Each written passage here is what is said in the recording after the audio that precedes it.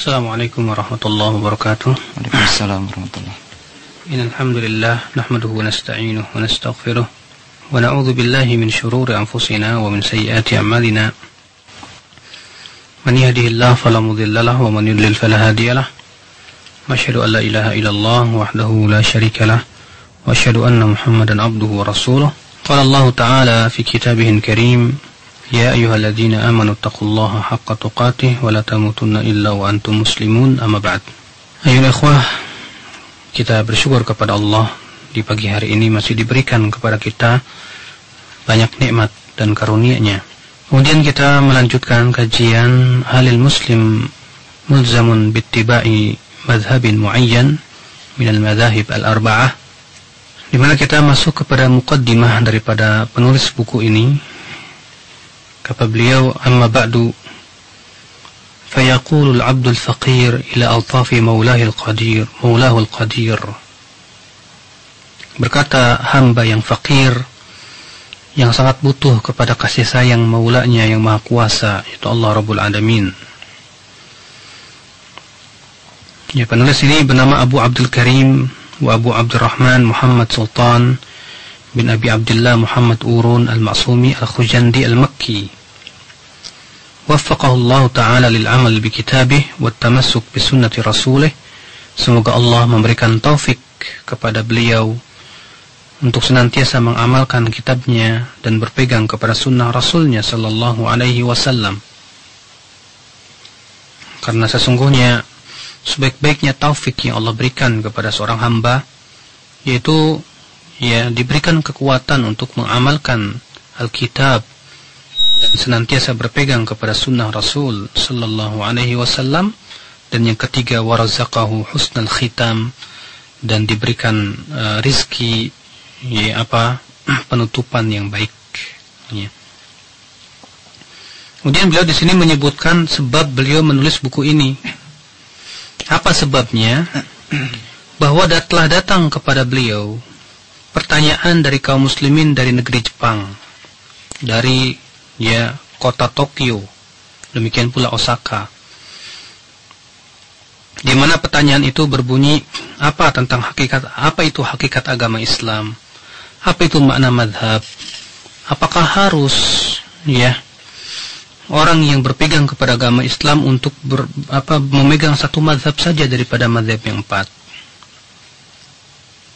Karena kata beliau telah terjadi perselisihan yang agung dan pertentangan yang seram ketika beberapa orang dari kaum muslimin negeri Jepang ingin masuk Islam dan ingin berpegang kepada agama Islam ini. Lalu kemudian apa yang terjadi? Orang-orang India yang tinggal di Jepang berkata, kamu harus bermadhab Abu Hanifah. Orang-orang Indonesia, kata yang berasal dari Jawa, berkata harus berpegang kepada madhab Syafi'i.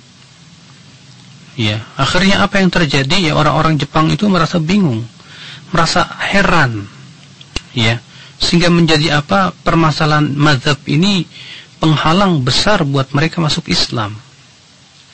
Akhirnya dikirimlah surat kepada beliau untuk menerangkan tentang hakikat mazhab. Apakah wajib ketika seseorang masuk Islam itu harus di atas mazhab atau tidak? Maka beliau menjawab. Kata beliau, bayanu haqiqatil iman wal Islam, penjelasan mengenai hakikat iman dan Islam. Waqad harartu fil jawab ma ya'ti mimma fatahallahu ta'ala alayhi. Dan aku telah menjelaskan dalam jawaban apa-apa yang akan datang dari apa-apa yang Allah telah bukakan kepada saya. Wala haula wala quwwata illa billahil aliyyil azim. Dan tidak ada daya dan upaya melainkan dengan izin Allah subhanahu wa ta'ala yang maha tinggi lagi maha agung. Fama taufiqi illa billah, dan tidaklah taufikku kecuali kepada Allah subhanahu wa ta'ala. Wa huwal muwaffiq lis-shawab, dan dialah Allah yang memberikan taufik kepada kebenaran. Beliau berkata, i'lam, ketahuilah, annahu yaz'umu katsirun min ahli al-Islam, bahwa banyak orang Islam mengklaim, baik ulamanya, lebih-lebih orang-orang jahilnya. Apa Kenapa katanya? Innahu la budda lil muslim an yatamadhhab bi ahadil madhahibil mansuba ila al-a'immah rahimahumullah. Ya wajib katanya seorang muslim itu bermadhab dengan salah satu madhab dari madhab yang 4. Alias wajib kita ini taklid. Ya. Akan tetapi harus di sini diperhatikan perkataan beliau bahwa ya orang yang taklid disebut ulama ini tidak fihi nazar, ya harus diluruskan. Kenapa? Karena ya orang yang taklid itu tidak bisa dikatakan dia itu orang alim. Imam Asy-Syatibi dalam kitab Muwafaqat berkata, al-muqallid laisa alim, ghairu alim. Orang yang taklid hanya sebatas membeo saja kepada satu madhab, itu bukan ulama. Imam As-Suyuti juga berkata demikian, ya. Sebagaimana dinukil oleh Abul Hasan As-Sindi Al-Hanafi dalam Hasyiah Sunan Ibnu Majah, Imam Suyuti berkata bahwa al-muqallid la yusamma aliman, bahwa orang yang bertaklid, ya yang cuma sebatas mengikatkan diri di atas satu madhab saja, membeo kepada madhab itu saja, tidaklah disebut sebagai ulama. Ya. Bahkan Imam Asy-Syaukani lebih menegaskan dalam kitab Irsyadul Fuhul bahwa taklid itu pada hakikatnya adalah jahlun walaysa bi'ilmin. Ia adalah kejahilan, bukan sama sekali ilmu. Makanya Ibnu Qayyim bersyair dalam nuniyahnya, al-ilmu ma'rifatul huda bidalilih, madzaka wat taqlidu yastawiyani. Ilmu itu mengetahui petunjuk dengan dalilnya, ya, dan tak akan pernah sama ilmu dengan taklid sama sekali. Ya, ilmu dan taklid sesuatu yang bertentangan tentunya. Makanya Imam Syafi'i juga tegas dalam kitab Ar-Risalah di halaman 39 berkata apa? Laisa li ahadin abadan an yaqula fi syai'in halla wala haruma illa min jihatil ilmi. Wa jihatul ilmi al-khabar fil kitab aw as-sunnah aw al-ijma' aw al-qiyas. Tidak boleh seorang pun ya selama-lamanya untuk berkata bahwa ini halal, tidak pula ini haram, kecuali harus dengan ilmu. Apa yang maksud dengan ilmu, kata beliau? Sedangkan ilmu itu adalah khabar dari Al-Quran atau sunnah atau ijma ataupun qiyas. Adapun sebatas mengikuti pendapat mazhab, katanya ada di kitab mazhab anu, ya ada ulama anu yang mengatakan begini dan begitu tanpa dalil dari Al-Quran dan sunnah, tidak pula ijma dan qiyas, maka itu hakikatnya bukan ilmu. Kata Syekh yang penulis buku ini, banyak orang-orang Islam yang mengira atau mengklaim katanya seorang muslim itu harus berpegang kepada satu mazhab saja. Wa hadza ghalatun bal jahlun min qailihi. Kata beliau, ini jelas kesalahan besar, bahkan kebodohan dari yang berasal dari orang yang mengatakannya tersebut. Jelas. Ya. Bagaimana tidak telah disebutkan tadi bahwasanya membeo atau taklid kepada salah seorang manusia ya selain Al-Qur'an, selain Rasulullah sallallahu alaihi wasallam, itu bukan ilmu sama sekali. Wa adamu ma'rifatin bil Islam, hal itu dikarenakan dia kurang mengenal Islam, hakikat Islam itu apa. Fa innahu qad warada fi hadits Jibril as-sahih al-masyhur, karena telah ada dalam hadis Jibril yang sahih lagi masyhur bahwa Jibril alaihissalam bertanya kepada Rasulullah sallallahu alaihi wasallam tentang Islam, apa itu hai Rasulullah? Maka Rasulullah SAW menjawab apa? An tashhada an la ilaha illallah wa anna Muhammadar Rasulullah wa tuqimas shalah wa tu'tiyaz zakah wa tasuma Ramadan wa tahujjal baita in istata'ta ilaihi sabila.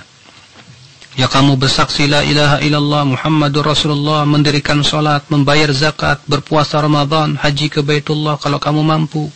Tidak ada dalam rukun Islam itu harus satu mazhab. Rasulullah juga ditanya tentang iman, apa itu? Kata Rasulullah, an tu'mina billah wa malaikatihi wa kutubihi wa rusulihi wal yaumil akhir wa tu'mina bil qadari khairi wa syarri. Demikian pula Rasulullah SAW ditanya tentang ihsan, apa itu? Kata Rasul, al-ihsan an ta'budallaha ka'annaka tarah fa in lam takun tarah fa innahu yarak. Yang namanya ihsan itu engkau menyembah Allah seakan-akan engkau melihatnya. Kalau kamu tidak melihatnya, maka sesungguhnya Allah yang melihatmu. Demikian pula dalam hadis Abdullah bin Umar, Nabi SAW bersabda, Bunyal Islamu ala khamsin. Islam itu dibangun di atas 5. Apa itu? Syahadat la ilaha illallah, wa anna Muhammadar Rasulullah, wa iqamis salah, wa ita'iz zakah, wa sawmi wa ramadhan, wa hajjil baiti ini liman istata'a ilaihi sabila. Dan hadis-hadis lain, ya ikhwatul Islam, a'azani Allah wa iyyakum, ya, yang menunjukkan ya kewajiban kita di dalam beragama, yang merupakan hakikat Islam adalah rukun Islam, rukun iman, dan ihsan. Rasulullah SAW tidak pernah menyuruh umatnya untuk hanya sebatas taklid membeok. Namun telah kita pahami bersama-sama dan telah kita pelajari bahwa tidak secara mutlak bahwa taklid itu haram. Ya, para ulama membagi taklid itu menjadi 3 macam. Ada taklid yang hukumnya haram. Ada taklid yang hukumnya ya wajib. Ada taklid yang hukumnya mubah. Bagaimana itu yang haram? Yaitu seseorang mengikuti suatu pendapat ya, dan telah tegak kepadanya dalil atau keterangan bahwa pendapat itu jelas-jelas lemah, bahkan bertentangan dengan dalil-dalil yang sahih. Tapi ternyata masih saja dia berpegang kepada pendapat tersebut. Nah, ini taklid yang haram. Makanya Allah Subhanahu wa taala, ikhwatul Islam, yang menyebutkan tentang orang-orang musyrikin. Wa idza qila lahum ittabi'u ma anzalallah qalu bal nattabi'u ma alfayna 'alaihi aba'ana awalau kana aba'uhum la ya'qiluna syai'a wa la yahtadun. Apabila dikatakan kepada mereka itu, ikuti apa yang Allah turunkan, mereka berkata apa katanya? Ya, kami lebih mengikuti apa yang kami temukan dari bapak-bapak dan nenek moyang kami. Lihat ketika Allah menyuruh untuk mengikuti Al-Quran, dan mereka tahu bahwa Al-Quran itu hak, ya bukan dari sabda Rasul. Akan tetapi kemudian mereka tidak mau mengikutinya, telah tegak kepada mereka hujah, masih ngeyel di atas pendapatnya nenek moyang mereka, ya pendahulu-pendahulu mereka, maka Allah cela mereka, dan ini adalah taklid yang haram hukumnya. Namun kalau misalnya ya ada seorang awam, ada orang awam, ya tidak faham, ya memahami tentang Islam ini bagaimana tata cara sholat. Dia tidak faham bagaimana memahami dalil dari Al-Quran dan hadis. Tidak pula punya ilmu alatnya. Tidak faham ya apa itu mutlak muqayyad, ya demikian pula am dan khas. Tidak faham bahasa Arab. Maka pada waktu itu orang ini kewajiban dia adalah taklid kepada ulama. Allah berfirman, fas'alu ahla dzikri in kuntum la ta'lamun. Tanyalah ahlu dzikri, ulama, kalau kamu tidak tahu. Namun ya tidak boleh ketika ia bertaklid kepada ulama itu fanatik. Ya wajib dia rujuk ketika ia tahu bahwa pendapat ulama itu ternyata bertentangan dengan dalil yang sahih. Ya. Nah, ini adalah perkara yang harus. Adapun yang boleh, yaitu seorang alim yang dia bisa berijtihad, kemudian dia darurat, dia harus bertaklid karena apa? Keadaannya yang mengharuskan demikian. Misalnya dia ditanya tentang suatu pertanyaan, di mana pertanyaan itu mengharuskan dijawab pada waktu itu juga. Sementara untuk pembahasan cukup lama, ya, maka kemudian ia pun bertaklid kepada ulama yang telah mendahuluinya. Ikhwatul Islam, a'azani Allah wa iyyakum. Di sini beliau yang menyebutkan tentang hakikat Islam, bahwa Islam itu 3 tingkatan. Nah, beliau membawakan di sini hadis Jibril, ya. Tingkatan yang pertama adalah tingkatan Islam, yang kedua adalah tingkatan iman, dan yang ketiga adalah tingkatan ihsan. Rasulullah Shallallahu Alaihi Wasallam ketika ditanya tentang rukun Islam, apa itu Islam, Rasulullah menyebutkan ya rukun Islam. Ketika Rasulullah Shallallahu Alaihi Wasallam menyebutkan tentang iman, Rasulullah menyebutkan tentang rukun iman. Ya, ini menunjukkan ikhwatul Islam bahwa Islam dan iman itu sesuatu perkara kalau bertemu, ya berpisah, kalau berpisah bertemu. Kalau bertemu artinya di dalam satu kata ada Islam, ada iman, maka yang dimaksud dengan Islam adalah rukun Islam, dan yang dimaksud dengan iman adalah rukun iman. Namun kalau berpisah disebutkan Islam saja, maka mencakup makna iman. Dan kalau disebutkan iman saja, maka mencakup makna Islam. Makanya, ya ketika utusan Banu Abdul Qais itu datang kepada Rasulullah, Rasulullah SAW bersabda apa? Ya. Ya amurukum bil iman atadruna mal iman? Tahukah kalian apa itu iman? Ya. Kemudian Rasulullah SAW menyebutkan antasyhadu alla ilaha illallah wa anna Muhammad Rasulullah menyebutkan rukun Islam. Ya, ini menunjukkan ikhwatul Islam, ya kalau disebutkan iman otomatis masuk di dalamnya makna Islam. Akan tetapi para ulama membedakan bahwa tingkatan iman lebih tinggi daripada tingkatan Islam. Ya. Dan Rasulullah SAW sendiri membedakan demikian. Ketika Rasulullah ditanya tentang, ya hai Rasulullah, siapa itu Muslim? Kata Rasulullah, huwa man saliman muslimuna min lisanihi wa yadihi. Ya, Muslim itu yang selamat orang lain dari lisan dan tangannya. Dan ketika Rasulullah menyebutkan tentang mukmin, kata Rasulullah, man aminahun nasu ala nafsihi wa malihi, yaitu orang yang merasa aman atas, ya, merasa aman kepadanya atas jiwa dan hartanya. Tentu ikhwatul Islam, ya kalau orang selamat ya, dari lisan dan tangannya, belum tentu ya orang tersebut, orang lain tersebut merasa aman darinya. Tapi kalau orang sudah aman, ya sudah tentu dia akan selamat daripada lisan dan tangannya. Di sini menunjukkan bahwasanya iman lebih tinggi daripada Islam. Ya. Dan Rasulullah SAW di dalam hadis tersebut, dan sering kali Rasulullah SAW menafsirkan Islam itu dengan sesuatu yang sifatnya zahir, tampak, sedangkan iman itu ditafsirkan dengan sifatnya batin, ya keyakinan atau sesuatu yang tersembunyi di dalam hati. Makanya setiap orang yang menampakkan syahadat la ilaha illallah wa anna Muhammad Rasulullah, kita katakan dia Muslim, tapi belum tentu kita katakan dia mukmin. Bisa saja dia munafik, ya, dia memperlihatkan keimanan dan menyembunyikan kekafiran. Makanya orang munafik itu di dalam kehidupan dunia dihukumi sebagai seorang Muslim. Adapun di akhirat, maka hanya Allah yang tahu. Ya, innal munafiqina fid darkil asfali minan nar. Sesungguhnya orang munafik itu, kata Allah, di dalam keraknya api neraka. Na'udzubillah.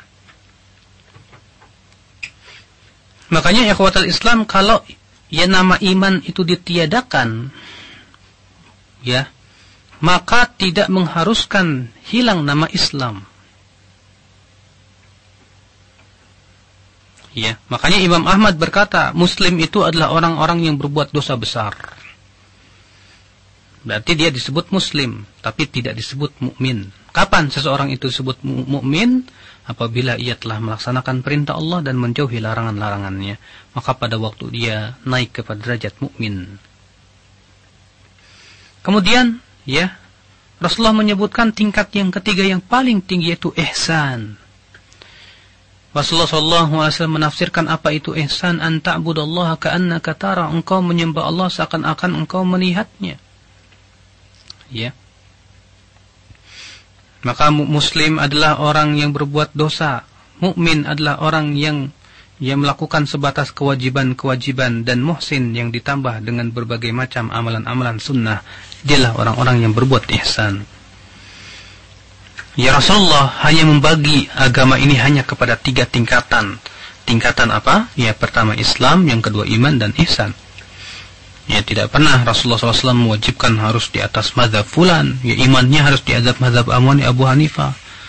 Ya, harus diketahui ikhwatul Islam bahwa imam yang 4 ini, yaitu Abu Hanifah, Imam Syafi'i, Imam Ahmad bin Hanbal, Imam Malik, semua di atas akidah yang sahihah. Walaupun ya Imam Abu Hanifah terkena pemikiran murji'atul fuqaha yang mengatakan bahwasanya katanya amal tidak termasuk iman. Semoga Allah mengampuni dosa beliau dalam hal ini karena beliau telah salah. Akan tetapi secara umum ya imam yang 4 dalam masalah akidah itu sama. Makanya sungguh sangat aneh ya orang yang menisbatkan diri kepada mazhab Syafi'i akan tetapi ternyata akidahnya Asy'ari. Padahal Imam Syafi'i akidahnya bukan akidah Asy'ariyah. Imam Syafi'i itu di atas akidah Ahlussunnah wal Jamaah. Dan akidah Asy'ariyah itu baru muncul setelah Imam Syafi'i rahimahullah wafat. Ya, bahkan setelah Imam Ahmad wafat. Makanya ikhwatul Islam a'azani Allah wa iyyakum, kalau kita mempelajari akidah daripada akidah Imam Syafi'i, kita dapati akidah beliau itu serupa dan sama dengan akidah salafus salih. Ya tidak ada bedanya karena beliau adalah pengikut para sahabat, para tabi'in dan para tabi'ut tabi'in. Warwa Muslim an Abi Hurairah, dan Muslim meriwayatkan dari Abu Hurairah, anna rajulan atan Nabiy sallallahu alaihi wasallam, bahwa ada seorang laki-laki datang kepada Nabi sallallahu alaihi wasallam dan berkata, ya Rasulullah, wahai Rasulullah, dullani ala amalin, tunjukkan aku kepada suatu amalan, idza amiltuhu dakhaltul jannah, kalau aku amalkan aku akan masuk surga. Subhanallah. Ya, para sahabat begitu sangat semangat kepada Rasulullah bertanya tentang amalan yang bisa memasukkan ke surga. Maka hendaklah kita demikian, berusaha mencari apa saja amalan yang bisa memasukkan kita ke dalam surga. Ya. Faqala sallallahu alaihi wasallam, maka Rasulullah sabda, tashhadu an la ilaha illallah wa anna Muhammadar Rasulullah wa tuqimas shalah wa tu'tiyaz zakah wa tasumu Ramadan. Yaitu engkau bersaksi la ilaha illallah Muhammadur Rasulullah, kamu ya mendirikan sholat, membayar zakat, berpuasa Ramadan. Lalu kemudian orang bertanya itu berkata, walladzi nafsi biyadihi la azidu ala hadza wa la anqusu minhu syai'an, demi diriku yang ada di tangannya aku tidak akan tambah dan tidak akan kurangi. Kata Rasulullah, aflahal a'rabi in sadaq, ya beruntung orang Arab ini kalau dia jujur. Ya.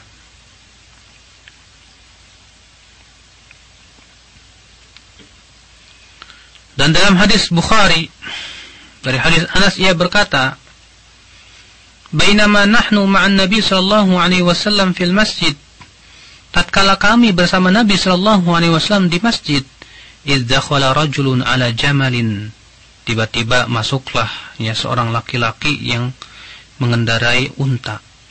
Fa anakhahu fil masjid, lalu unta itu kemudian diikat di masjid, ya. Thumma qala ayyukum Muhammad, lalu ia berkata, siapa di antara kalian yang namanya Muhammad? Wan Nabi sallallahu alaihi wasallam muttaqiun baina dhuhranaihim, sementara Nabi sallallahu alaihi wasallam ya berada di tengah-tengah para sahabat. Ini menunjukkan ya akhir Rasulullah tidak memakai pakaian yang beda dari sahabat, ya. Ini tidak seperti yang dilakukan oleh sebagian orang-orang sufi yang mereka itu membedakan pakaian wali dengan pakaian pengikutnya. Ya, Rasulullah SAW ya tidak berpakaian sama dengan sahabat lain, sehingga orang Arab tersebut ya bertanya, siapa di antara kalian Muhammad? Maka kemudian ia berkata, dijawab oleh seorang sahabat, hadzal rajul al-abyad al-muttaqi, itu orang yang kulitnya putih yang sedang bertelekan. Lalu kemudian orang Arab Badawi itu berkata kepada Nabi Muhammad SAW, Ibnu Abdul Muttalib, hai anaknya Ibnu Abdul Muttalib. Maka Nabi SAW sabda, qad ajabtuk, aku telah menjawabmu. Orang itu berkata, inni sa'iluk famushaddidun alaika fil mas'alah fala tajid alayya min nafsik. Aku akan bertanya kepadamu dan aku akan ya musyaddid, akan berlebih-lebihan di dalam bertanya. Jangan kamu marah, ya, kata orang Arab Badawi itu. Kata Rasulullah, sal amma badalak, ya silakan kau bertanya. Kalau ia berkata, as'aluka bi rabbik wa rabbi man qablak, Allahu arsalaka lin-nasi kullihim. Aku bertanya dengan nama Rabbmu, dan ia ia bersumpah, ya aku bertanya demi Rabbmu dan demi Rabb orang-orang sebelummu, apakah Allah yang telah mengutusmu kepada manusia? Maka kemudian Rasul bersabda, iya. Ia berkata, anshudukallah, Allah amaraka an ta'khudh hadhihi sadaqah min aghniyaina fataqsimuha ala fuqara'ina. Ya, aku memohon kepada engkau dengan nama Allah, apakah memang benar Allah Subhanahu wa taala yang telah memerintahkan kamu untuk mengambil sedekah ini dari orang-orang kaya kami dan kemudian dibagikan kepada orang fuqara kami? Maka Nabi SAW bersabda, Allahumma na'am. Iya. Iya. Maka lalu kemudian orang-orang tersebut berkata, amantu bima ji'tu bih. Aku beriman kepada apa yang engkau bima ji'ta bihi. Aku beriman kepada apa yang engkau bawa, hai Muhammad. Wa ana rasulu man wara'i min qaumi wa ana Dhimam bin Tha'labah aku Bani Sa'ad bin Bakar. Ya, aku adalah utusan dari kaumku, namaku Dhimam bin Tha'labah, ya saudara Bani Sa'ad bin Bakar. Nah, di sini beliau menyebutkan hadis ini untuk menjelaskan bahwa Islam itu mudah, dan orang yang ingin masuk Islam itu mudah. Cukup dia mengucapkan syahadat la ilaha illallah, dia meyakini akan kebenaran Islam, kemudian melaksanakan salat 5 waktu, dia mengeluarkan zakat. Adapun kemudian kita harus berpegang kepada satu madhab, maka sama sekali itu bukan syarat masuk Islam. Ya, sama sekali tidak. Kemudian beliau membawakan sebuah judul At-Taqlid li madhhabin muayyan min al-madhahib al-arba'ah laysa biwajibin wala mandub. Bahwa bertaklid, membeo kepada satu madhab dari salah satu madhab yang 4 tidak wajib, tidak pula sunnah. Kata beliau, wa amma al-madhahib fa hiya ara' ahli al-ilm wa afhamihim fi ba'd al-masail wa ijtihadatihim. Adapun madhab-madhab yang ada itu pada hakikatnya, kata beliau, pendapat-pendapat para ulama dan pemahaman mereka dalam sebagian masalah-masalah dan ijtihad-ijtihad mereka. Ya. Apa itu ijtihad, ya akhi? Ijtihad artinya usaha untuk mencari dalil dari Al-Quran dan Sunnah dalam rangka mencari hukum suatu masalah yang sifatnya kontemporer, ya, atau yang tidak ada nasnya dalam Al-Quran maupun hadis. Ini namanya ijtihad. Dan ijtihad itu, ya akhi, azani Allah wa iyyakum, ya, boleh bagi mereka yang telah menguasai ilmu alatnya. Ya, kalau kita mau naik ke atap, ya kita harus pakai tangga, gitu kan. Demikian pula kalau kita mau berijtihad, harus pakai alatnya. Alat ijtihad itu apa? Yaitu Al-Quran. Dia yang menguasai Al-Qurannya, sabab nuzulnya, ya, memahami balaghahnya, memahami nasikh mansukhnya, muhkam mutasyabihnya, ya. Demikian pula memahami sunnah Rasulnya, nasikh mansukhnya, muhkam mutasyabihnya, sahih apa dhaifnya. Ini adalah merupakan ijtihad. Demikian pula menguasai qiyasnya, mengetahui ijma' dan ikhtilafnya. Nah, ijtihad itu adalah hasil daripada pemahaman para ulama. Ya. Dan ijtihad itu kata Syekh Utsaimin ada yang jelas, ada 3 macam. Ada ijtihad yang jelas terlihat kebenarannya. Ada ijtihad yang jelas terlihat kesalahannya. Dan ada ijtihad yang tengah-tengah, masih samar ini. Ya, apakah ini benar atau salah? Ini tentunya kesamaran tersebut ya disesuaikan dengan kedalaman ilmu seseorang. Makin dalam, makin faham mana ijtihad yang benar dan mana ijtihad yang salah. Tapi semakin jahil seseorang itu, semakin ia tidak tahu. Ya, bahkan merasa bingung gimana sih? Ya, yang satu mengatakan boleh, yang satu mengatakan enggak boleh. Udahlah, yang jangan ngerasa benar sendiri. Nah, itu kan kalau orang bodoh seperti itu. Ya, biasanya. Nah, ikhwatul Islam, kata beliau, jadi madhab itu pada hakikatnya adalah pendapat-pendapat para ulama dan pemahaman mereka dalam pada sebagian masalah dan ijtihad mereka.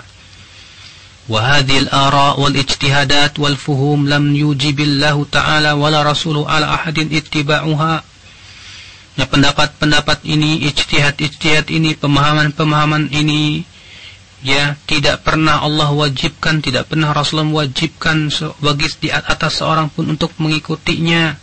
Ya, fa inna fiha shawab wal khata', karena ada ijtihad yang benar, ada ijtihad yang salah. Wala shawaba khalisan illa ma thabata an Rasulillah sallallahu alaihi wasallam. Tentu ya tidak ada kebenaran yang murni kecuali yang telah sahih dari Rasulullah sallallahu alaihi wasallam. Wa katsiran ma dhahaba al-a'immatu ila mas'alah fabana lahumul haqqu fi ghairiha faraja'u anha. Ya, banyak sekali, sering kali kata beliau, para ulama ya berpendapat dengan suatu pendapat, lalu ternyata apa? Ya, besoknya ternyata jelas kepada mereka pendapat yang lain yang benar, lalu mereka pun rujuk kepadanya. Nah, ini ikhwatul Islam. Ya. Namun di sini harus dipahami dengan pemahaman yang benar. Yang pertama, di dalam menghadapi pendapat ulama ini, bagi mereka yang diberikan oleh Allah kemampuan untuk mentarjih dan menguasai ilmu-ilmu tarjih, wajib ia mentarjih daripada salah satu pendapat-pendapat ulama tersebut. Tidak boleh ia taklid kepada satu mazhab saja, namun dia harus cari dalilnya, apa sandarannya, ya, wajah pendalilannya apa. Kalau dia diberikan oleh Allah Subhanahu wa taala kemampuan untuk mentarjih, hendaklah ia cari dan kesungguhan, bersungguh-sungguh mana yang lebih kuat, ya, tanpa berfanatik kepada satu pun mazhab. Ya, fanatik dia hanya kepada Allah dan Rasulnya saja. Adapun bagi mereka yang belum mampu untuk mentarjih dari orang-orang awam, kewajiban ia mengikuti pendapat ulama yang ia yakini akan amanah ilmiahnya tanpa ada fanatik, di mana kalau suatu ketika ia melihat ternyata pendapat itu adalah pendapat yang lemah, ya kewajiban dia adalah untuk berpegang kepada pendapat yang sahih itu. Ya, yang kedua yang harus diperhatikan, ya akhi, perkataan beliau bahwa pendapat ulama atau ijtihad para ulama dan mazhab itu adalah hakikatnya pemahaman dan pendapat ulama yang tidak pernah Allah wajibkan dan tidak pernah Rasulnya wajibkan seorang pun untuk mengikutinya, bukan berarti kemudian kita ini ya diperbolehkan memilih sesuai dengan selera. Kan tidak wajib kan mengikuti salah satu pendapat ulama, ya udah saya ngikutin yang sesuai dengan selera aja. Kan Allah, Islam itu mudah. Ya kan Allah berfirman, yuridullahu bikumul yusra wala yuridu bikumul usra, katanya. Allah menginginkan untuk kalian kemudahan. Allah tidak menginginkan kepada kalian kesusahan. Jadi gimana tuh? Ya udah kita ambil yang mudah-mudah aja, kan enak. Maka kita katakan jelas ini pendapat perkataan yang salah. Ya. Tidak boleh seseorang itu di dalam memahami demikian ya disesuaikan dengan seleranya, karena Allah berfirman, fa in tanaza'tum fi syai'in farudduhu ila Allahi war Rasul. Kalau kalian berselisih maka kembalikan kepada Allah dan Rasulnya. Ya. Maka kembalikan kepada Allah dan Rasulnya. Wajib kita lihat mana yang sesuai dengan dalil, yang kuat dalilnya itu yang kita ambil.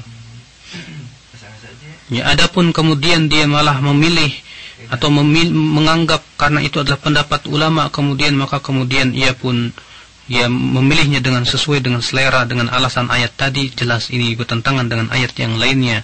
Karena maksud ayat ya bahwa Allah menginginkan kemudahan, artinya kemudahan yang telah Allah Subhanahu wa taala syariatkan itu adalah mudah. Ya. Bukan kemudahan yang disesuaikan dengan selera dan hawa nafsu manusia. Kemudian perkara yang ketiga yang harus diperhatikan, ya ikhwatul Islam, a'azzani Allah wa iyyakum, dari perkataan beliau ini, yang terkadang ini dijadikan sebagai sebuah alat untuk menolak untuk mensejajarkan dirinya dengan ulama. Katanya lah, itu kan pemahaman ulama. Kalau mereka punya pemahaman, saya juga punya pemahaman, katanya begitu. Akhirnya dia pun mensejajarkan diri sebagai seorang ulama. Ya, kalau mereka bisa berpendapat, saya juga bisa berpendapat. Akhirnya dia pun berani untuk mengatakan halal dan haram dengan ra'yu dia, padahal dia belum menguasai ilmu-ilmu alat untuk berijtihad. Ini pun juga jelas merupakan sebuah kesalahan besar.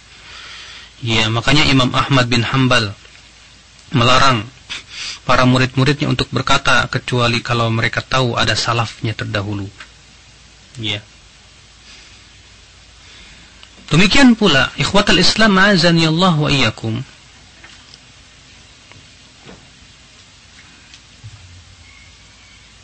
bahwa pendapat-pendapat dan pemahaman para ulama itu memang berbeda-beda sesuai dengan apa yang Allah berikan kepada mereka dari karunia. Semakin dalam ilmu seseorang akan semakin mampu melihat kebenaran sesuai dengan kebenaran itu. Dan semakin dangkal ilmu seseorang akan semakin sulit dia untuk melihat mana yang benar.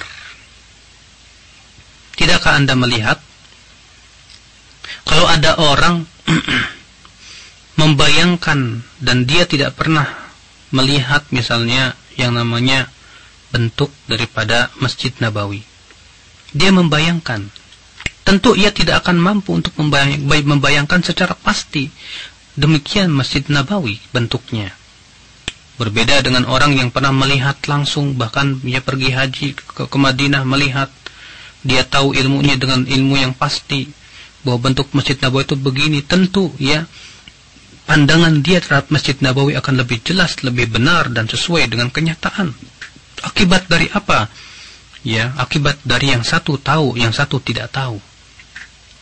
Demikian pula para ulama. Ya, demikian pula orang-orang yang melihat. Ya, ketika seseorang melihat dengan pandangan yang dalam, dengan ilmu yang dalam, dari situ ia pun tahu mana ijtihad yang benar dan mana ijtihad yang salah. Namun orang-orang awam terkadang merasa bingung, mengapa katanya para ulama selalu berselisih dalam hal ini. Akibat apa? Ya, karena akibat ketidakfahaman ia dalam memahami agama ini. Kewajiban dia adalah terus ya menggali dan menggali.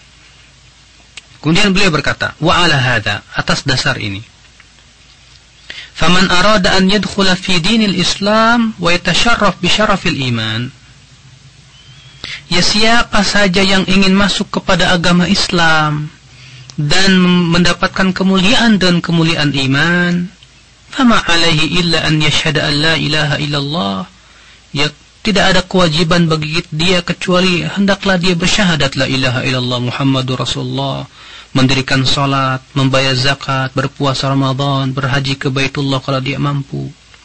Ya. Wa amma ittiba'u madhhabin min hadhil madhahib al-arba'a aw ghairiha, adapun mengikuti salah satu madhab dari madhab yang empat tadi, falaysa biwajibin wala mandub, tidak wajib, tidak pula sunnah. Walaysa 'alal muslim an yaltazima wahidan minha bi'aini, tidak boleh seorang pun muslim ya berpegang hanya kepada satu madhab saja. Bal man iltazama wahidan minha bi'aini fi kulli mas'alah fahuwa muta'assibun mukhti'un muqallibun taqlidan a'ma. Bahkan kata beliau, orang yang hanya berpegang kepada salah satu madhab saja pada setiap masalah, dia pada hakikatnya fanatik, salah dan berbuat taklid dengan taklid yang buta. Dan dia termasuk orang-orang yang memecah belah agama mereka, di mana mereka menjadi berkelompok-kelompok. Ya, dan setiap kelompok merasa bangga dengan apa yang ada pada kelompoknya, yang ada pada madhabnya.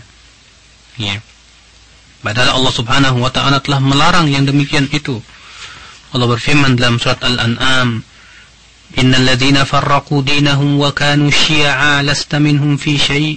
Sesungguhnya orang-orang yang memecah belah agama mereka dan mereka berkelompok-kelompok, engkau hai Muhammad bukan dari mereka sama sekali. Ya, Allah juga berfirman dalam surat Ar-Rum, wala takunu minal musyrikin, janganlah kalian seperti orang-orang musyrikin. Siapa itu? Minal ladzina farraqu dinahum wa kanu syi'a, yaitu orang-orang yang memecah belah agama mereka sementara mereka berkelompok-kelompok. Kullu hizbin bima ladaihim farihun. Setiap kelompok dengan apa yang ada pada mereka bergembira. Lihat, ya firman Allah, setiap kelompok merasa gembira dengan apa yang ada pada mereka. Bukan yang digembirakan, bukan yang dibanggakan kebenaran, tapi yang dibanggakan adalah kelompoknya, mazhabnya, organisasinya, partainya. Sehingga yang demikian itu jelas memecah belah kaum muslimin. Fadinul Islami dinun wahidun. Islam itu agama satu. La madzahiba fi, tidak ada ya istilah harus mengikuti satu mazhab ya. Wala turuq, tidak pula tariqat-tariqat. Yajibu ittiba'uha, yang wajib diikuti kecuali jalannya Nabi Muhammad SAW dan petunjuk beliau.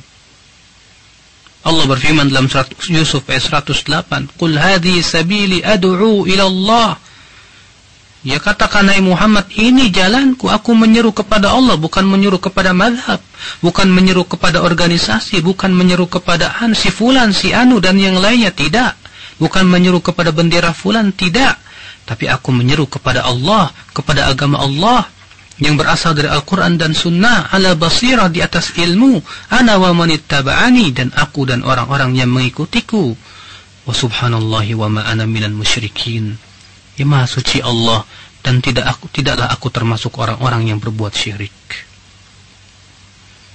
Wa hadhihi al-madzahib qad kathara fiha at-tanazu' minal muqallidina laha bighairi ilmin. Di mana madhab-madhab ini telah terjadi perselisihan dari para orang-orang yang taklid kepadanya dengan tanpa ilmu. Padahal ulama-ulamanya dulu, ya Imam Syafi'i, Imam Ahmad tidak pernah ya mereka itu mewajibkan murid-muridnya untuk mengikuti satu madhabnya beliau saja, tidak sama sekali. Ya. Padahal Allah Subhanahu wa taala telah melarang kita ini saling berselisih. Allah berfirman dalam surat Al-Anfal ayat 46, وَلَا تَنَازَعُوا فَتَفْشَلُوا وَتَذْهَبَ رِيحُكُمْ وَاصْبِرُوا إِنَّ اللَّهَ مَعَ الصَّابِرِينَ.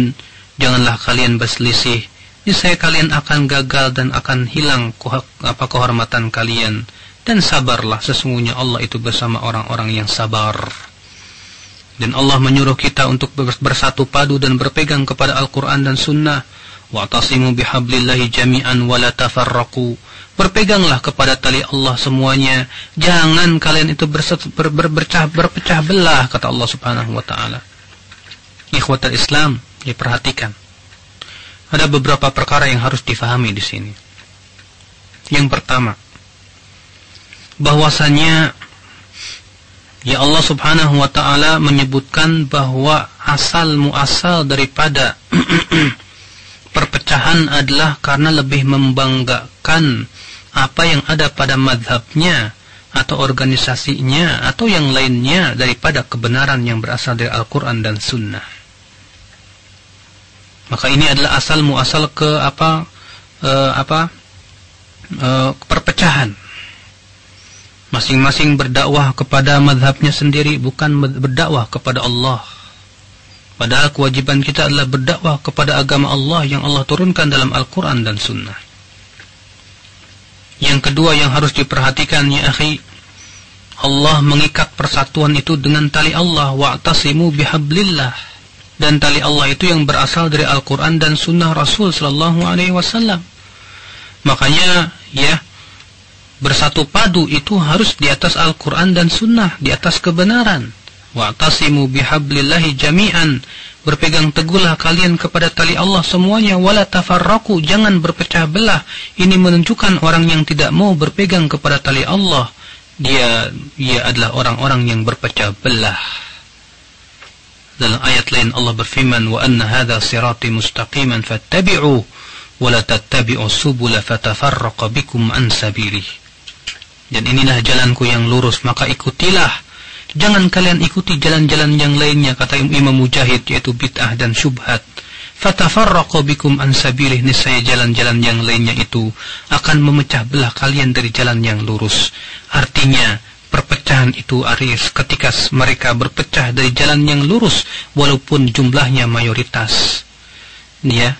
Dan al-jamaah itu adalah yang berpegang kepada jalan yang lurus walaupun jumlahnya satu orang. Ibn Mas'ud berkata, al-jama'atu al-haq wa in kunta wahdak. al-jamaah itu adalah kebenaran walaupun kamu satu orang. Ini ikhwatal Islam. Maka sekali lagi kewajiban kita adalah hanya fanatik kepada Allah dan Rasulnya. Islam tidak pernah mewajibkan mengikuti salah satu madhab pendapat seorang manusia kecuali pendapat Rasulullah sallallahu alaihi wasallam. Ya, ini saja yang bisa sampaikan pada pagi hari ini. Semoga yang saya sampaikan ini bisa memberikan dan mendapatkan banyak faidah sehingga kita bisa mampu mengetahui tentang hakikat agama kita ini. Nah. Kita buka sesi tanya jawab bagi antum yang ingin bertanya di line telepon atau di line SMS. Kita angkat telepon pertama, Ustaz. Assalamualaikum. Waalaikumsalam warahmatullahi wabarakatuh. Ya, dari mana, Pak? Dari Abdullah. Bapak Abdullah di mana, Pak? Di Bumi Mutiara. Iya, silakan. Ustaz. Assalamualaikum, Ustaz. Assalamualaikum warahmatullahi. Kemarin beberapa hari yang lalu Ustaz pernah mengatakan bahwa keputusan pemerintah dapat memutuskan ijma. Aduh, antum salah dengar, Pak. Keputusan penguasa itu bisa memutuskan perkara yang masih diikhtilafkan ulama. Gitu, Ustaz. Bukan ijma. Oh, gitu. Kalau ijma nggak boleh. Oh, gitu. Yang Anda bertanyakan sebatas mana wajibnya perkara yang sunnah yang wajib, atau lebih jelasnya batasan-batasannya sampai di mana, Ustaz? Gitu ya, Ustaz. Iya. Ya, Assalamualaikum. Salam. Kalau misalnya dalam suatu permasalahan para ulama berbeda pendapat misalnya ya, apa boleh tarawih 11 rakaat atau 21 rakaat? Sebagian mengatakan katanya nggak boleh, sebagian jumhur mengatakan boleh. Kemudian sultan penguasa mengatakan sudah salat 21 rakaat saja. Maka tetap kita ikuti ya. Perintah sultan itu dalam masalah-masalah yang itu sifatnya masih ikhtilaf. Tapi ingat, ikhtilafnya juga harus ikhtilaf yang mu'tabar. Tidak setiap ikhtilaf kita boleh ikuti ya. Karena ada ikhtilaf yang mu'tabar, ada ikhtilaf ghairu mu'tabar. Tidak setiap ikhtilaf itu boleh kita hormati. Sekarang kalau misalnya orang Islam liberal mengatakan misalnya jilbab nggak wajib, itu ikhtilaf yang tidak boleh kita hormati, haram hukumnya. Jadi ikhtilaf dulu siapa dulu, kita lihat dulu ya. Kalau ternyata ikhtilaf artinya orang yang berselisih itu ternyata yang satu tidak berdasarkan pada dalil, atau bahkan dia berbuat bid'ah, maka tidak boleh kita mentaati dalam masalah yang sifatnya jelas-jelas bertentangan dengan Al-Quran dan Sunnah Rasul, apalagi bertentangan dengan ijma para ulama. Na'am. Karena itu adalah maksiat ya. Sedangkan kita tidak boleh mentaati manusia dalam rangka memaksiati Allah subhanahu wa ta'ala. Na'am. Terus selanjutnya kita angkat kembali penelpon yang kedua, Ustaz. Assalamualaikum. Assalamualaikum. Assalamualaikum. Dari mana, Umi? Umi Akila di Cikampek, Pak Ustaz. Ya, silakan. Mau nanya ini masalah sholat ya. Ana pernah ngelihat saudara Ana sendiri ya, masalah tiap sholatnya itu kalau baca surat enggak memegang Al-Quran itu, Pak Ustaz. Sholat apa, Bu? Sholat wajib, tiap sholat wajib. Tapi emang saudara Ana belum mengenal salaf itu. Itu ada nggak tuntunannya dari Rasulullah itu? Iya. Jazakumullah khairan. Iya. Assalamualaikum. Salam. Para ulama mengatakan bahwa memegang sholat sambil memegang mushaf di sholat wajib itu tidak boleh. Kenapa? Pertama, bahwa memegang mushaf itu akan mengakibatkan gerakan di luar sholat. Mengambil, menyimpan, itu gerakan-gerakan di luar sholat tanpa ada keperluan. Ya. Dan Rasulullah SAW mengajarkan sahabat yang tidak bisa Al-Fatihah untuk mengucapkan Subhanallah, Alhamdulillah, La ilaha illallah, Allahu Akbar. Maka dari itu hendaklah dia menghafalkan Al-Quran semampunya untuk dia bisa untuk membacanya. Adapun dalam sholat sunnah, memang sebagian ulama ada yang membolehkan, ya, seperti dalam sholat taraweh, ya. Allahu a'lam. Baik, kita angkat kembali penelpon yang ketiga. Assalamualaikum. Waalaikumsalam warahmatullahi wabarakatuh. Ya, dari mana? Dari Ummu Usama di Citayam. Citayam ya, silakan. Ya, afwan Ustaz, Assalamualaikum. Assalamualaikum warahmatullahi wabarakatuh. Ana mau tanya masalah zakat. Nah, di tempat Ana tuh kalau zakat dalam bentuk beras dan uang, kemudian dibagikan itu dalam bentuk beras dan uang juga. Itu gimana? Jazakallahu khairan. Assalamualaikum. Assalamualaikum warahmatullahi. Pertama, bahwa zakat fitrah pada asalnya tidak boleh dengan uang. Karena disebutkan dalam hadis Ibnu Umar, farada Rasulullah sallallahu alaihi wasallam sa'an min tamrin zakat al-fitr, sa'an min tamrin atau sa'an min sya'irin. Ya, Rasulullah mewajibkan zakat fitr, bukan zakat fitrah ya, zakat fitr itu 1 sok dari kurma atau 1 sok dari syair. Rasulullah tidak pernah mengatakan emas dan perak, padahal ya emas dan perak pada zaman Rasulullah sebagai alat pembayaran di sana ada gitu. Tapi Rasulullah hanya menyebutkan 1 sok dari makanan. Makanya ya dikiaskan kepadanya setiap makanan yang itu merupakan makanan pokok di suatu negara. Nah ini, jadi pada asalnya tidak boleh membayar zakat fitrah dengan uang, kecuali kalau memang di sana ada darurat atau hajat atau ada maslahat yang besar. Kalau ternyata di sana ada darurat, ya misalnya ada orang yang sangat butuh kepada uang untuk membayar anaknya yang sakit di rumah sakit misalnya, atau ibunya, atau yang dia sifatnya hajat atau sangat maslahat yang sangat besar, maka pada waktu itu boleh. Nah, untuk selanjutnya akan kita angkat beberapa pertanyaan dari pesan singkat yang sudah masuk, Ustaz, berkaitan tentang materi. Ustaz, bagaimana sikap kita apabila orang itu bersikeras harus mengikuti satu madhab dan tidak mau mengikuti madhab yang lain sesuai Al-Quran dan As-Sunnah? Jelas ini ya akhi, ya, dia telah menyelisih madhab itu sendiri. Karena kalau dia mau mengikuti misalnya madhab Syafi'i, harusnya dia mendengar dan perkataan-perkataan Imam Syafi'i.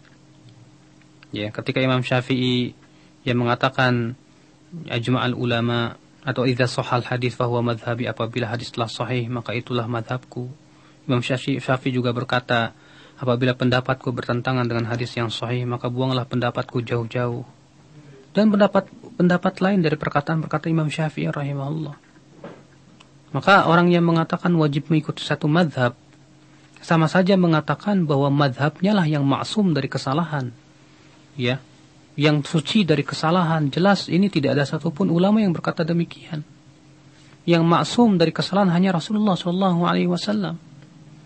Makanya orang yang mewajibkan harus satu madhab, dia telah berbuat bid'ah dalam agama ini. Naam. Ya, kita angkat kembali dari pesan singkat. Ada syubhat, dikatakan orang jahil yang mengatakan baru-baru ini yang pergi ke Mekah. Saya dapati di sana tarawih 21 rakaat, azan Jumat 2 kali, dan di sana tidak pernah memperdebatkan masalah ini. Lantas mengapa kita selalu mempertentangkan perkara ini? Karena ibadah adalah yang akan mengganjarnya, bukan orang yang merasa dirinya paling benar. Bagaimana menyikapi syubhat ini, Ustaz? Pertama, ikhwatul Islam, para ulama berselisih pendapat mengenai sholat tarawih apakah boleh lebih dari 11 rakaat atau tidak. Yang saya ketahui dan saya belajar di sana 5 tahun, para ulama Saudi Arabia semua berpendapat ya bahwasannya boleh lebih dari 11 rakaat, dan ini juga yang saya yakini sampai hari ini. Namun yang lebih afdal tentu yang 11 rakaat. Ya.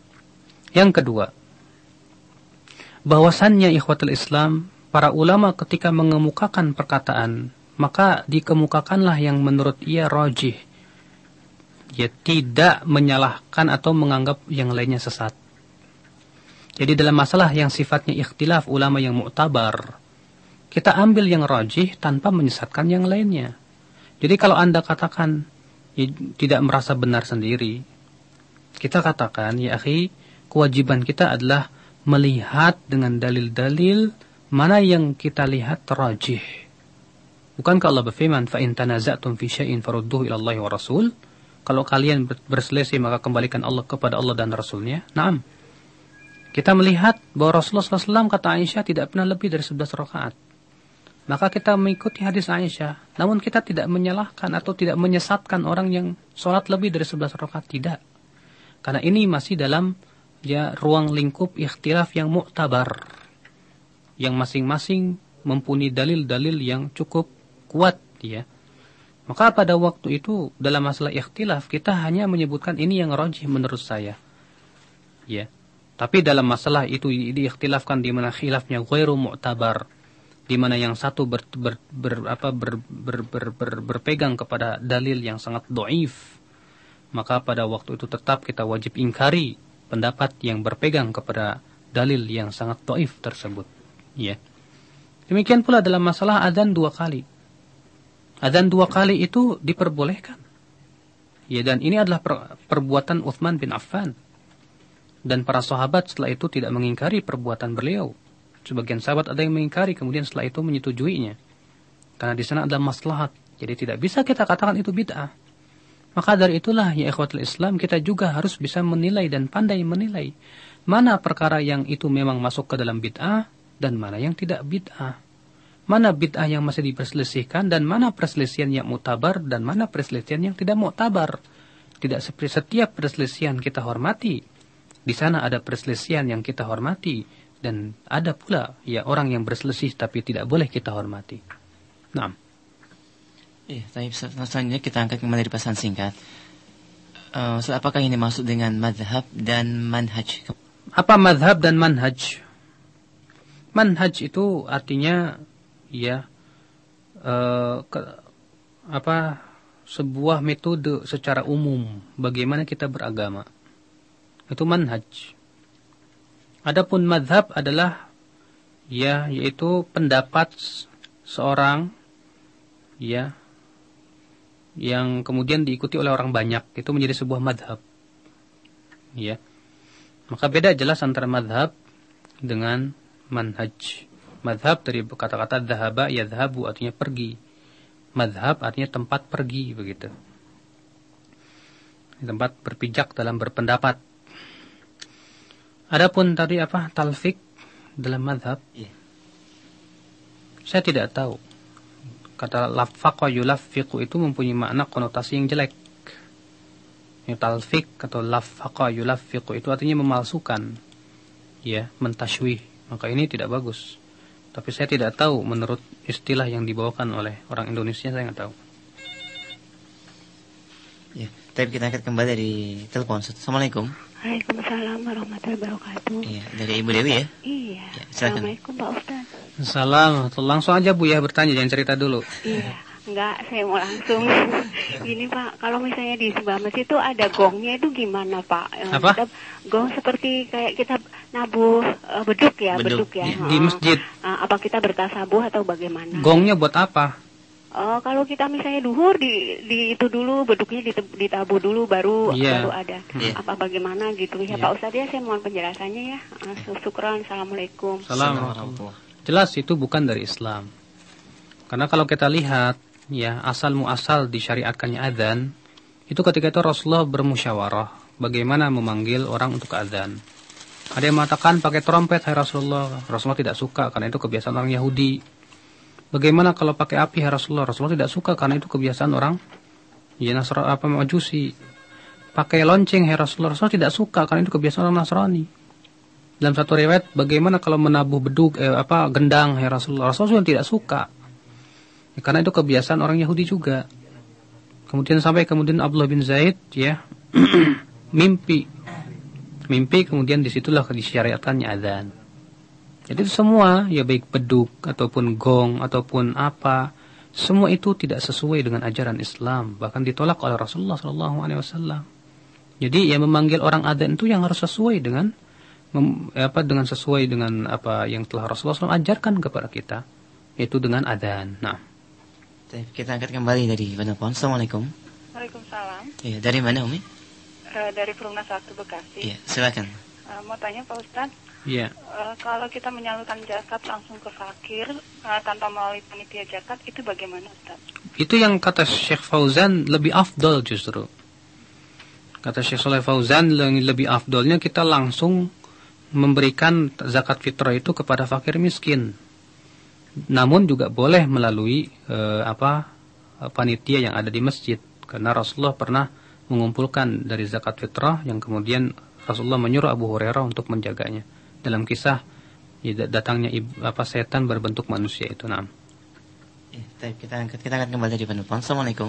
Waalaikumsalam warahmatullahi wabarakatuh. Dengan siapa Pak? Dengan Agus Pondok Kopi. Silahkan Pak Agus. Assalamualaikum Ustaz. Assalamualaikum warahmatullahi. Alhamdulillah bisa ketemu Ustaz Badrul Salam ini. Iya. Saya baca buku Ustaz, baca suatu majalahnya Islami sekali. Di mana di majalah itu ada hadis yang redaksinya antara lain Rasulullah secara dohir penampilannya adalah memelihara jenggot, memotong kumis.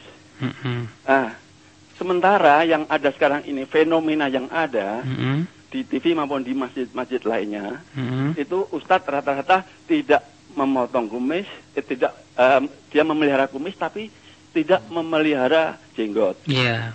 Yang saya tanyakan nih Ustadz, Ustadz penampilan seperti ini, apa perlu ceramahnya kita dengarkan? Demikian, terima kasih Ustadz. Alhamdulillah, jazakumullah khairan. Assalamualaikum warahmatullahi wabarakatuh. Assalamualaikum warahmatullahi wabarakatuh. Para ulama bersepakat bahwa mencukur jenggot haram hukumnya, dan memelihara jenggot itu adalah hukumnya wajib. Adapun orang yang mengatakan bahwa memelihara jenggot itu hukumnya sunnah saja, ini tidak ada asal usulnya dari pendapat para ulama. Mereka salah dalam memahami sebuah hadis. Katanya, yang memelihara jenggot itu hanya sebatas untuk menyelisih orang Majusi. Karena Rasul sabda, juzus syawarib wa'aful liha khaliful majus. Ya, potong kumis, panjangkan jenggot, selisih orang Majusi. Itu kan, kata mereka, ya kita disuruh untuk menyelisih orang Majusi. Sekarang orang Majusi pada berjenggot. Ya sekarang kita potong, nggak apa-apa. Kita kata ini pendapat yang salah. Mengapa? Pertama, itu bertentangan dengan ijma'. Yang kedua, bahwasannya memanjangkan janggut itulah fitrah manusia. Rasul sabda, disebutkan dalam hadis asyrun minal fitrah. Di antara 10 perkara yang termasuk fitrah manusia. Di antara dari janggut. Jadi kalau misalnya orang Majusi itu memotong janggut, berarti telah menyelisih fitrah. Kalau ternyata orang Majusi itu memelihara janggut, berarti sudah kembali kepada fitrah. Maka tetap kita diwajibkan untuk memanjangkan janggut. Ya. Ini yang pertama. Yang kedua, ya mengapa? Yang kedua, bahwasanya perbuatan para asatidzah, orang-orang yang dianggap ustadz kemudian memotong janggutnya, ini adalah bukan dalil, bahkan jelas ini bertentangan dengan ijma' para ulama. Itu menunjukkan akan kebodohan dia terhadap kewajiban memanjangkan janggut. Ya. Maka orang yang memotong janggutnya, kita katakan ia telah berbuat maksiat kepada Allah Subhanahu wa taala. Bagaimana hukumnya orang yang kita mengambil ilmu dari orang yang memotong janggut? Tentu lebih baik kita jauhi. Ya, kita lebih mengambil orang-orang yang betul-betul melaksanakan sunnah Rasul sallallahu alaihi wasallam, yang betul-betul kuat dalam berpegang teguh kepada ajaran Rasulullah sallallahu alaihi wasallam. Iya, kita angkat kembali pertanyaan dari pesan singkat dari Akhi Asep di Lemah Abang, Cikarang Timur. Ustaz, ibu saya sudah tidak kuat saum. Pada awalnya dia saum, lalu pada hari selanjutnya dia sering sakit. Lalu dengan apa saumnya diganti, Ustaz? Apakah dengan qadha atau cukup membayar fidyah? Kalau dia tidak diharapkan lagi untuk sembuh, di mana ya penyakitnya muzmin terus-menerus, maka cukup bayar fidyah. Namun kalau sakitnya itu diharapkan, kata dokter, akan sembuh insya Allah dalam waktu yang akan dekat, maka pada waktu itu dia wajib qadha. Naam. Untuk selanjutnya dari Akhriyadi di Tambun, Ustaz, apa hukum azan dan iqamah bagi salat jamaah dan sendiri? Tolong penjelasannya. Iya, tetap wajib walaupun sendiri. Sebagaimana Rasulullah SAW bersabda dalam sebuah hadis, di mana hadis itu lafaznya subhanallah qadarullah, saya lupa ya. Ya, hadis Rasulullah sabda ya kepada seorang sahabat, idza kunta fi ghanamik, kalau engkau berada bersama kambing-kambingmu di padang pasir, ya fa'adzanta lis-shalah, maka hendaklah kamu adzan untuk salat walaupun sendiri. Ya. Itu hadisnya disahihkan oleh Syekh Al-Albani rahimahullah, dan ini menunjukkan bahwa orang yang sendirian pun tetap disyariatkan untuk adzan walaupun salat untuk dirinya sendiri. Naam. Baik, kita angkat kembali dari telepon. Assalamualaikum. Ya, halo, assalamualaikum. Assalamualaikum. Assalamualaikum warahmatullahi. Dengan siapa, Pak? Ustaz. Iya, dengan Kahar di Duta, Ustaz. Iya, silakan, Pak. Ya, apa kabar, Ustaz? Bekhair, alhamdulillah. Ya. Ustaz, ini saya lagi bingung nih, Ustaz, mau tanya ya. Jadi untuk yang sholat qiyamul lail yang jam 2 itu, Ustaz ya. Kita melaksanakan sholat isyanya di tempat kita masing-masing, Ustaz ya. Tapi begitu kita keluar dari masjid itu menjadi bahan penglihatan orang, kemudian sepertinya mereka agak merasa kurang senang gitu dengan sikap saya gitu. Nah, kira-kira dengan keadaan kondisi seperti itu, apa yang langkah yang harus kita ambil, Ustaz ya? Yeah. Mohon nasihatnya, Ustaz. Yeah. Ya, Assalamualaikum. Assalamualaikum. Kalau memang ternyata mudarat seperti itu, ya lebih baik sholat bersama mereka. Toh itu pahala buat antum. Naam. Iya. Saya pesannya kita akan kembali dari telepon. Assalamualaikum. Iya, assalamualaikum. Taib, terputus. Iya, dari pesan singkat. Masih ada? Taib. Ya, Assalamualaikum. Waalaikumsalam. Iya, dari mana Umi? Dian, Depok. Oh iya, silahkan. Assalamualaikum Ustaz. Assalamualaikum warahmatullahi. Ustaz, ini suami kan sama bapak tadi ya, dia habis sholat isya pulang ya, ingin melakukan sholat malam ya di tengah malam. Terus itu sebetulnya lebih utama mana berjamaah di awal, soalnya lingkungan kami tidak ada yang tengah malam ya Ustaz ya, jadi awal ya. Jadi lebih utama mana awal di masjid atau akhir malam di rumah berjamaah sama anak dan istri. Terus sama barang temuan, Ustadz, kalau barang temuan itu sebetulnya diapain ya? Misalnya uang dan barang ya. Berapa banyak barang temuannya, Bu? Ada HP dan ada emas. Oh, gitu. Iya kan, bingung kan mau diapain ini? Di jalan lagi, Ustadz. Iya, terima kasih Ustadz. Assalamualaikum warahmatullahi. Mengenai barang temuan tadi kata Rasulullah, i'rif ifasaha wa wika'aha. Kenali baik-baik ya dompetnya warnanya apa, ya barang-barangnya warnanya apa, ya kenali baik-baik. Setelah itu apa? Arif hasanah kata Rasulullah, umumkan selama setahun. Diumumkan di mana, di koran kayak di mana kayak. Tapi jangan diberitahu sifat-sifatnya ketika diumumkan itu. Ada barang hilang aja di jalan ini.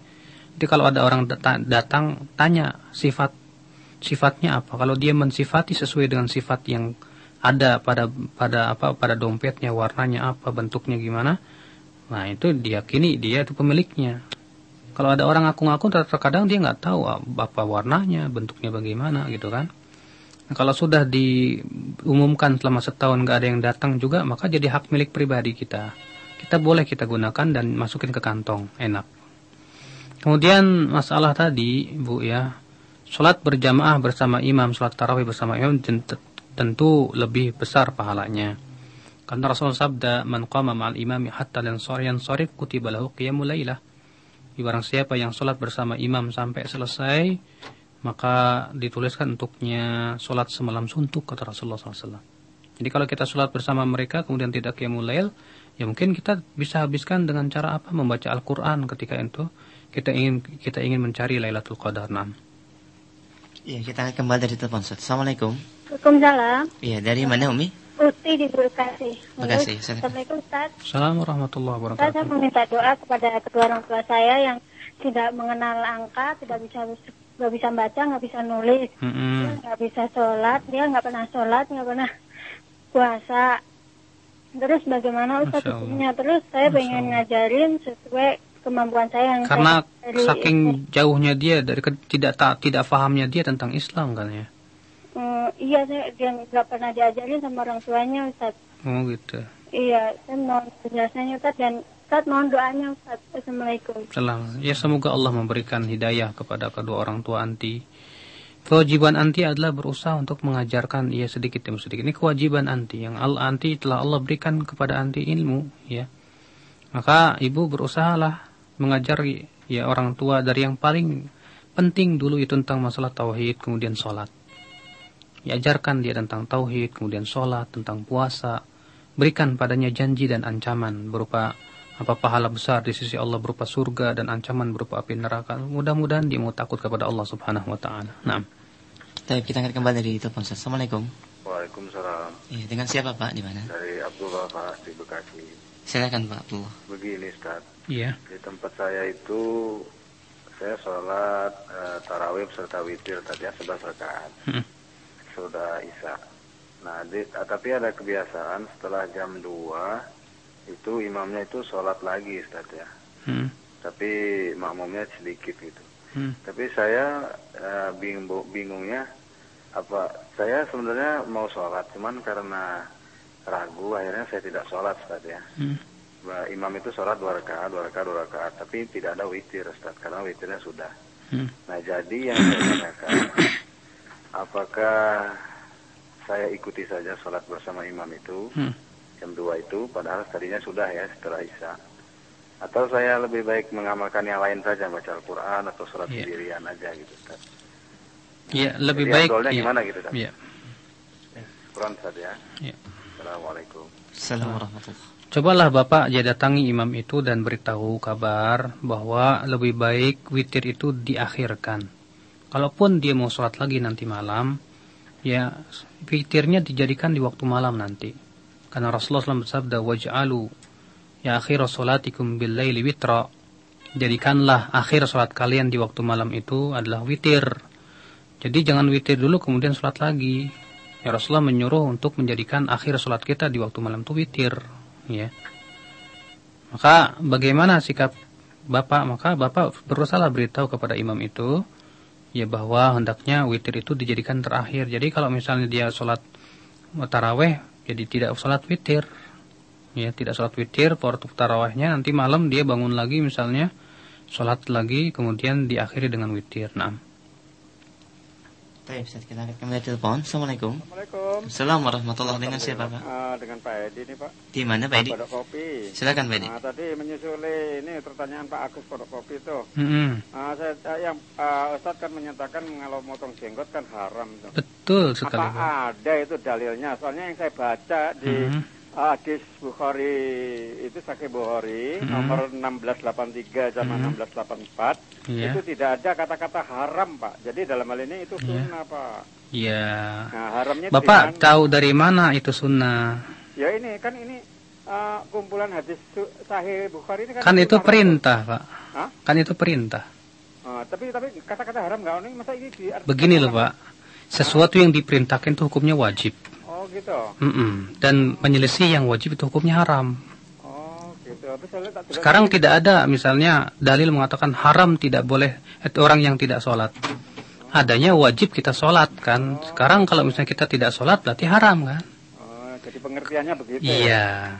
Soalnya ngeliatnya letterlek sih. Iya betul. Ya deh kalau begitu makasih. Assalamualaikum. Assalamualaikum. Jadi kita harus paham juga tentang kaidah usul fikih juga ya, bahwa Rasulullah memerintahkan juzus syawarib wa'aful liha, kata Rasulullah, potonglah kumis dan panjangkan janggut. Ini perintah. Coba kalau kita pernah belajar usul fikih, maka kita dapati bahwa al-amru yufidul wujub. Perintah itu menghasilkan wajib. Ya. Nah, sesuatu yang wajib itu tidak boleh dilanggar. Berarti kebalikannya apa? Kalau memanjangkan janggut itu wajib, maka memotongnya adalah haram. Nah. Mungkin ada yang menafsirkan definisi sunnah ini dengan definisi fikih juga. Betul, memang karena kebanyakan orang tidak paham tentang masalah sunnah menurut definisi secara ahli hadis ya. Kebanyakan orang sunnah menurut fikih aja, yaitu kalau dilakukan dapat pahala, kalau enggak ya enggak apa-apa begitu kan. Benar. Padahal seringkali para ulama mutlakkan kata sunnah itu adalah untuk ajaran Rasulullah secara umum, baik yang wajib maupun yang sunnah. Dan jenggot itu perkara yang wajib, Ustaz. Iya, jelas. Baik, kita angkat kembali dari telepon. Assalamualaikum. Waalaikumsalam. Assalamualaikum warahmatullahi. Dari mana, Umi? Dari Condet. Iya, silakan, Umi. Ya, ini Ustaz yang saya ingin tanyakan, sekitar 12 atau 13 tahun yang lalu saya pernah bekerja sebagai reporter. Ketika itu dalam di mana, Bu? Di RCTI? Bukan, di salah satu di editor, di salah majalah yang sudah diberedel. Waktu itu saya dalam tugas saya mewawancarai peneliti dan saya mengambil hasil penelitiannya dia, dan pada saat itu saya berjanji mengembalikan hasil penelitiannya orang ini. Tapi kemudian karena keteledoran saya hilang dan saya lupa. Karena pertama majalah ini sudah diberedel dan saya juga lupa itu isi penelitiannya itu apa. Jadi saya nggak cari sampai sekarang. Itu bagaimana ya buat saya hukumnya gitu. Yeah. Dan apa yang harus saya lakukan gitu, Ustaz. Ya, kasih. Assalamualaikum. Assalamualaikum. Ya, tentu kita datang kepada pemiliknya. Kalau pemiliknya minta ganti ya kita ganti. Karena keteledoran kita itu. Karena keteledoran itu menyebabkan akhirnya kita harus mengganti karena itu milik orang. Ya, baik berupa dengan uang ataupun yang lainnya. Yang senilai dengan dengan yang dihilangkan itu. Kalau ternyata si pemiliknya mengatakan ya sudah saya maafkan, nggak apa-apa kok, nggak jadi masalah. Alhamdulillah kalau begitu. Nah. Baik, Ustaz. Untuk selanjutnya akan kita angkat pertanyaan dari pesan singkat yang sudah cukup banyak. Dari Irham di Libya, Ustaz, apakah hukumnya merapikan jenggot dengan memotongnya sedikit? Dan kalau imam tarawihnya 20 rakaat, apa kita juga ikut 20 rakaat, Ustaz? Pertama, Rasulullah tidak pernah ada satupun dalil bahwa beliau merapihkan jenggot. Adapun hadis karena Rasulullah ya'khudhu min lihyatihi ardan wa tulan, adalah Rasulullah SAW mengambil dari jenggotnya sedikit, ya, maksudnya dirapihkan, maka itu adalah hadis yang sangat dhaif. Sangat dhaif, dalam sanadnya ada rawi yang matruk, ya. Dia tidak bisa dijadikan hujjah. Bahkan Syekh Albani menyatakan itu hadis palsu, maudhu'. Jadi tidak boleh kita untuk mengambil merapikan jenggot. Yang kedua, telah ada riwayat dari Ibnu Umar bahwa beliau memotong janggut yang melebihi dari segenggam. Ya, segenggam tangan, sekepalan tangan.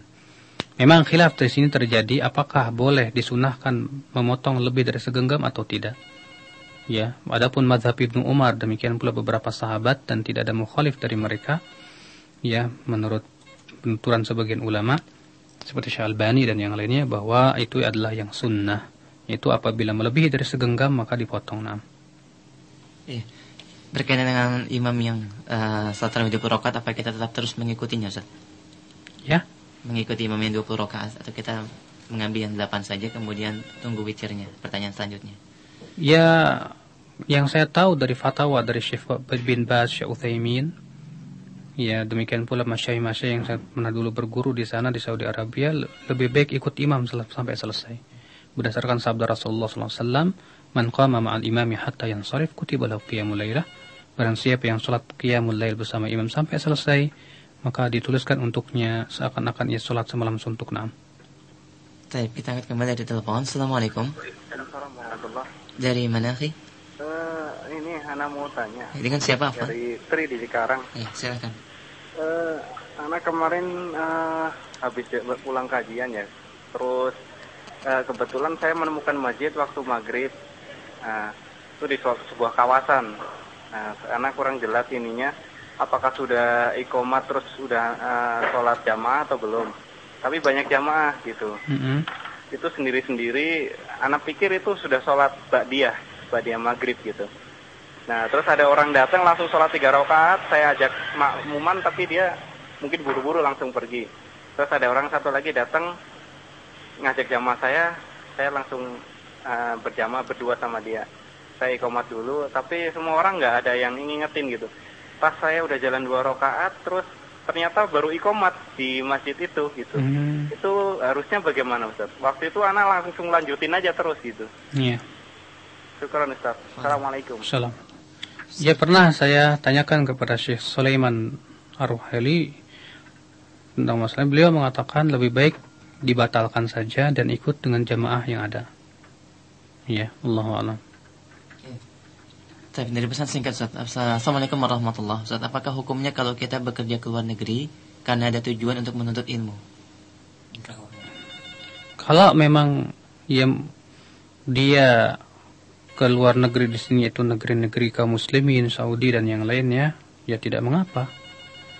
Namun kalau ternyata dia pergi ke negeri-negeri kafir, maka lebih baik dia cari dulu deh di Indonesia, di negeri-negeri Islam itu.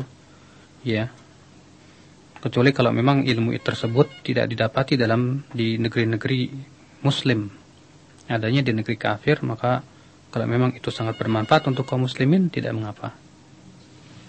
Baik, kita angkat satu penelpon terakhir saja. Ya. Assalamualaikum. Assalamualaikum warahmatullahi. Dari mana, Pak?